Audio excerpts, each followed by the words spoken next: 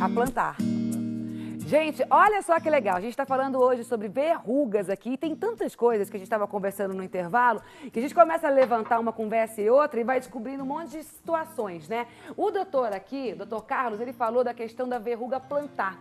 A verruga plantar, ela pode ser também, como se diz que a gente estava falando? Olho de peixe. Não, ela pode ser, gente, faltou a palavra.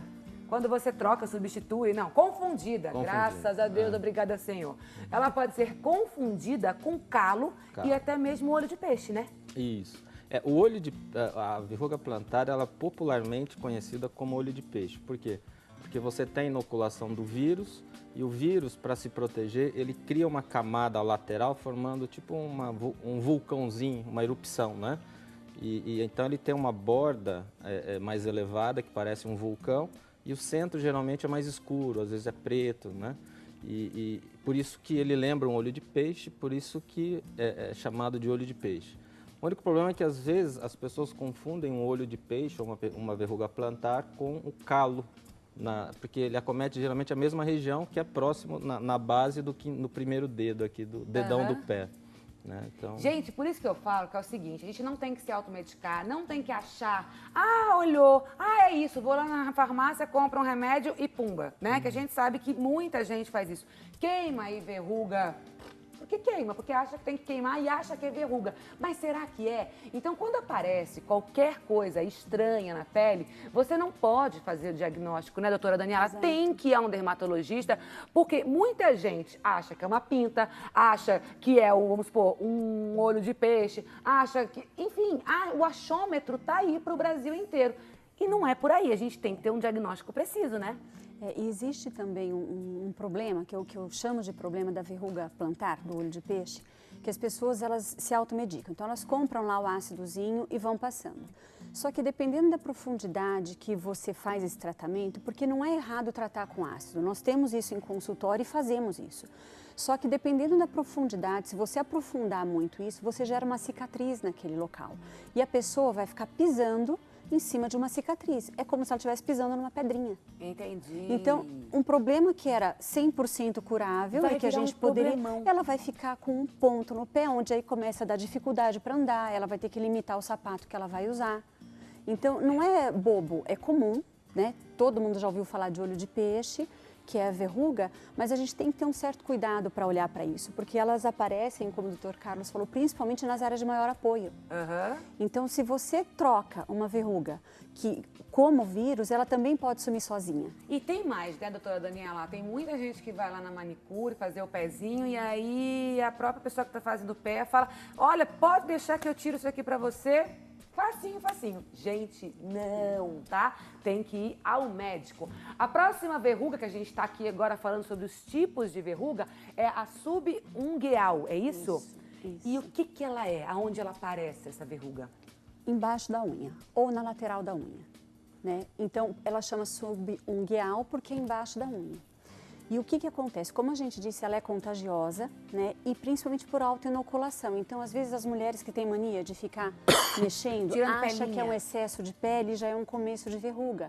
Aí fica ali, vai com o alicate sangra, sangrou, facilitou a disseminação, né? E aí ela cresce. Enquanto ela está na borda e a gente vê, a gente trata. Quando ela está embaixo da unha, a gente tem que tirar essa unha para tratar.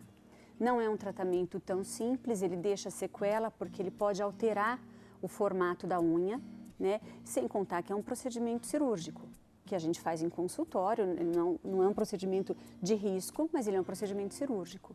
Então, é uma verruga que a gente tem que olhar com cuidado. Essa coisa de pele espessando na lateral da unha pode acontecer no pé, pode acontecer na mão, não determina lugar, mas tem que ser olhado com cuidado. A próxima é a verruga comum. O que é a verruga comum? Porque a gente está falando tantos tipos, né? O que é a verruga comum? Todas são comuns, mas cada um tem uma área aqui específica aqui de surgimento, né? A comum é a que a gente chama de verruga vulgar, que é essa que então, peraí, a vulgar e a comum são as mesmas, mesma isso? coisa, Tá. mesma coisa. Né? E elas aparecem, é essa que dá mais em criança, adolescente, em área de trauma. Então a criança ajoelha muito, brinca, esparrama esse vírus ali, aparecem mais, aí ela coça, dá na mão. É aquele aspecto o verrucoso mesmo, da couve-flor, que a gente vê região de dedo, dorso de mão, joelho. Perfeito. A verruga plana? Ele se assemelha ao vulgar também, mas a plana acomete também geralmente adolescentes e pega mais região de trauma, mais distensão. Então é muito comum no dorso da mão. No dorso da mão e no joelho, por exemplo, face, né? E tem a verruga filiforme, é isso? A filiforme, ela parece uma minhoquinha.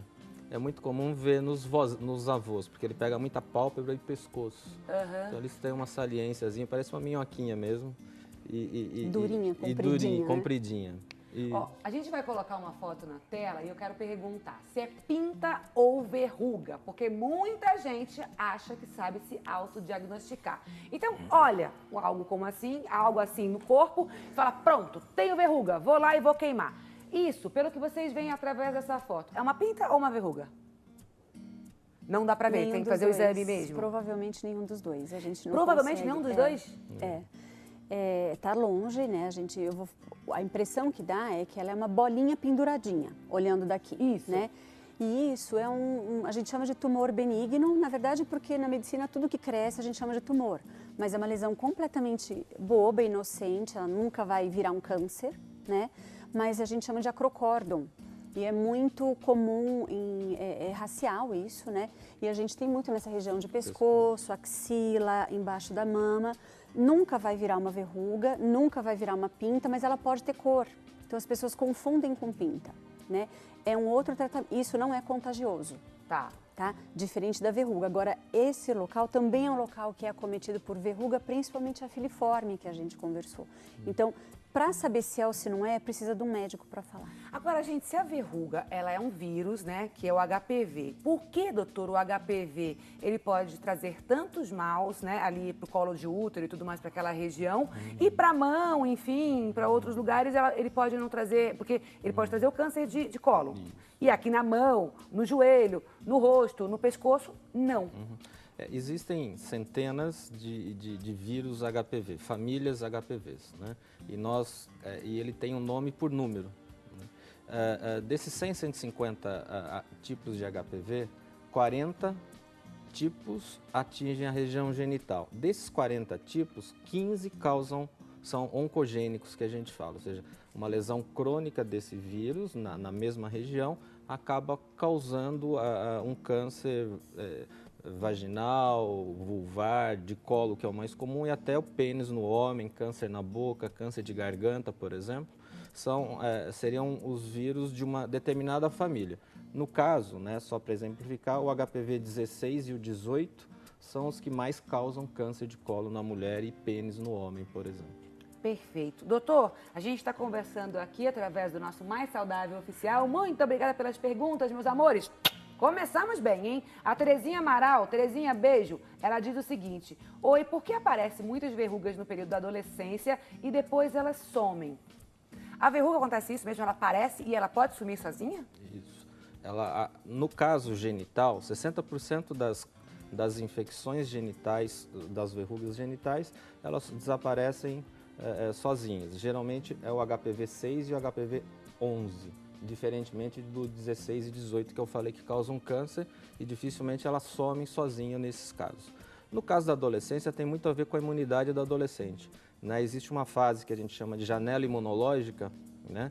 Que é um período entre 9 até 12, 13 anos, é um período que inclusive a melhor fase para se tomar uma vacina para HPV seria nessa fase, né? Que é uma fase sim de uma imunidade extremamente elevada da criança, que ele sofre bastante alterações na imunidade, de modo que a vacina é um momento ideal e, consequentemente, associada a essa questão de imunidade, uma verruga aparece e desaparece também nessa fase. Muito bom. Tem perguntas também das ruas. Vamos ver quem conversa com a gente? Pode chegar. Meu nome é Paquita Jorge. Escuta, doutor, aquele remédio encontrado na farmácia que congela a verruga funciona? Boa pergunta, Paquita. Um beijo, viu? Obrigada. Sabia que eu queria ser Paquita, gente? Agora eu lembrei. Eu queria ser Paquita quando eu era pequena. Aí, Paquita, você apareceu, eu lembrei. Um beijo, meu amor. Esse remédio que todo mundo tem acesso lá na farmácia, né? Ele vai congelar, na verdade, né?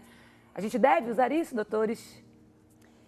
Particularmente, eu acho isso um problema, porque a verruga, ela pode ser bem pequenininha e maior, só que a pele em volta, ela é saudável. E a pessoa não tem, às vezes, o cuidado devido na hora de passar o ácido, o líquido que vai congelar, exatamente sobre ela. E aí acaba machucando mais a pele em volta, como machucou, a pessoa deixa de usar e nem aprofundou da verruga. Porque a verruga, ela vai crescendo para fora. Mas ela está muito interna. Mas ela né? precisa, você tem um componente interno que precisa ser tratado. Né? E se você já machucou toda a pele saudável, que é muito mais frágil, muito mais sensível a esse produto, você não consegue tratar aquilo, você pode deixar cicatriz e não tratar a verruga. Perfeito. Então, gente, ó, esquece. Vai ao médico, né, doutor? Por favor, vamos despertar essa consciência da automedicação. Jamais, né? O grande problema que eu vejo do tratamento, né, sem um especialista, é que existe um tipo de câncer de pele muito comum, principalmente na terceira idade, que se assemelha a uma verruga inicialmente.